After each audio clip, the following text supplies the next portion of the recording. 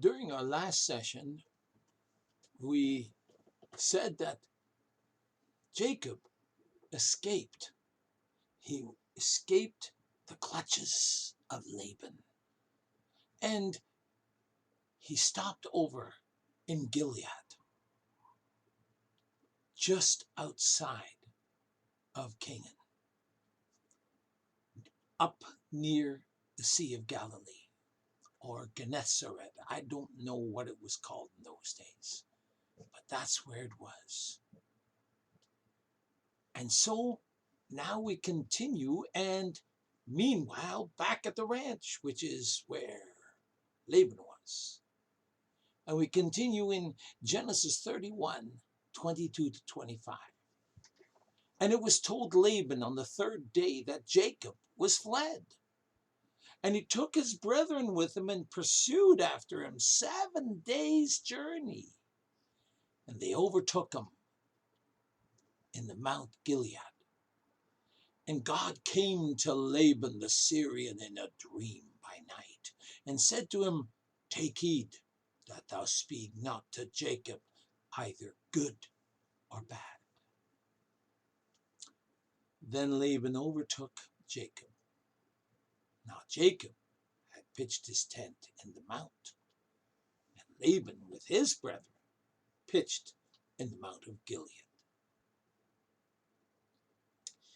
Of course, Laban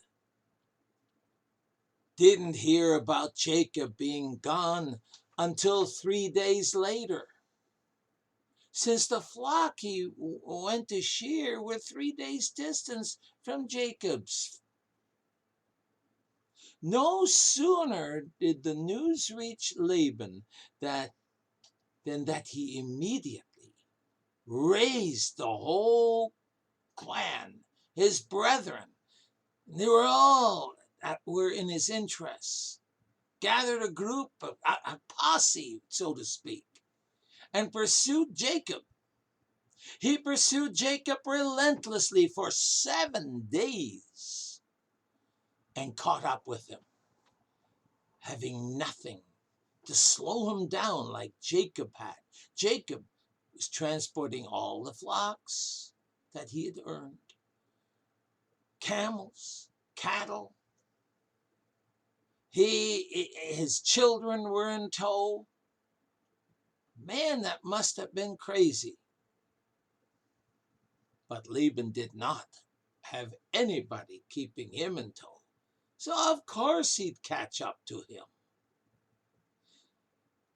So they traveled a full 380 miles or 608 kilometers, like we said last time, because that's what Jacob did, to overtake him at Mount Gilead. For 7 days, Laban was driven by rage and was now in eager anticipation that his vengeance would be fully enforced. How dare he leave my employ? It was, well, that's Laban's side. You know, Laban had not only tried desperately to defraud Jacob, but he fully intended to take Jacob's flocks and herds back by force. That's why he brought all those men, all those people. And if Jacob had tried to stop him, he would have slain him. But God, aren't you just glad when you hear that? But God intervened to prevent it. And God came to Laban the Syrian in a dream by night. And folks, God said a very simple statement.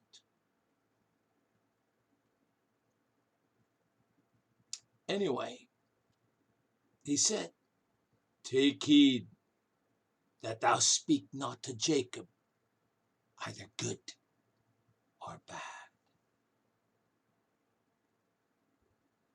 This sounds strange to us, doesn't it? That's weird. Don't talk good or bad. But in those days, it meant something else. It could probably be read today that don't speak to Jacob about either good or the bad stuff you're going to do. Well, not to speak from good or bad was telling him to abstain from language expressing and prefacing violence. That's what we just said. God was also telling him that he should say nothing to him about his return to Haran again. Oh, isn't that why he came? For it was the will of God that Jacob should go to Canaan. You see, through this dream, Laban was warned by strong implication by God that he should not attempt to persuade him to return with a promise of good things, nor of what great things he would do for him. Neither should he threaten him with evil things, nor what he would do to him if he would not comply with them. Folks, God was showing Laban in no uncertain terms that Jacob was under his charge.